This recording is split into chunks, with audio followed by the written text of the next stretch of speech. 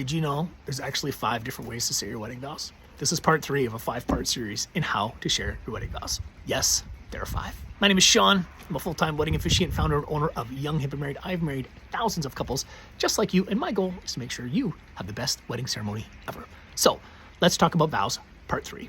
Well, the third option with sharing your vows is perfect for the couple that's a little bit shy.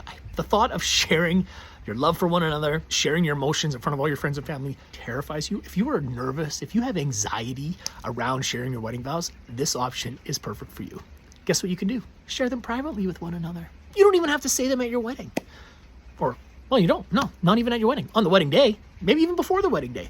The idea is you and your partner carve out a beautiful, still moment in time in private. Maybe your videographer's there, maybe your photographer's there, maybe they're shooting from a distance and can't hear, but the option here is that you and your partner carve out a beautiful moment in time and you share your vows with one another. Maybe you read them from a letter, in a letter format, maybe you have something written down, maybe you've memorized something, whatever it is, you just share your vows in private. Nobody has to know what you're saying, no one has to hear what you're saying. This is a really beautiful option for people that are super nervous about their wedding ceremony or about getting too emotional during their wedding ceremony, because some people are like, I don't want to share my vows, I'm gonna cry everywhere, I'm gonna ugly cry, it's gonna ruin the photos. So what you want to do, share your vows in private. So a lot of couples these days will do a first look before the ceremony, right? So more traditional, a couple would come down the aisle and they'd see each other for that first moment during the wedding ceremony. Lots of couples are doing photos and stuff before the ceremony even happens. That's a perfect time to carve out that moment and really just share your vows with one another in a private, intimate environment. So if the thought of getting emotional or you're worried about getting too emotional during your wedding,